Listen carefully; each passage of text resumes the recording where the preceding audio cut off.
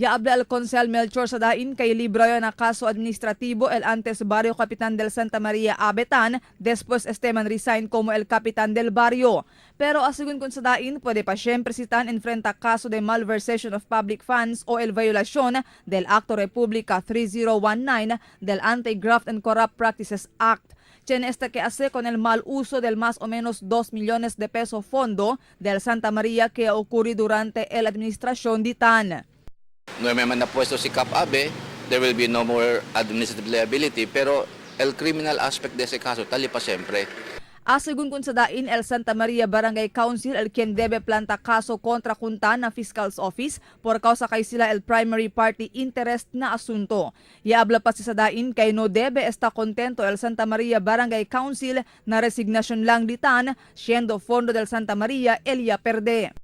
So I suggest the Barangay Council of Santa Maria, headed now by the #1 kagawad, no, Dato Barkada Tamen, si Cap Eli Angeles, should initiate the filing of the criminal cases before the Fiscal's Office for the Barangay Council to recover this amount. Asigun pa kung Sadain ay queda también liable el Santa Maria Barangay Council si hindi sila asenada con este asunto. Actualmente, with the revelation of Nuevo Capitan Ara si Angeles, kay perdido gani el candidate de mas de 2 million de pesos. If they will not do anything about this, they can be liable for non-feasance for inaction on their part. Because, as I said, this is not a private entity. This is not a private funds. This is a fund coming from the people of Zamboanga. Meaning, this is a government, a public funds. Mientras tanto, desgustado también si Sadain con el cosa ahora tapasan ng Santa Maria, siendo residente también él del barangay.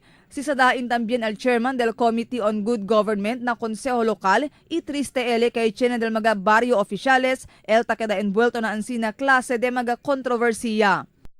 Diferente rason tamirayo, no? Uno del mga rason ali, aquel they are not really very familiar about the ins and outs del proseso under the local government code.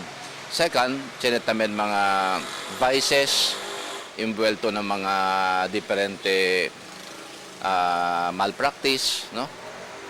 These are contributing factors porque ta sucedian sila na level del de atong mga barangay council.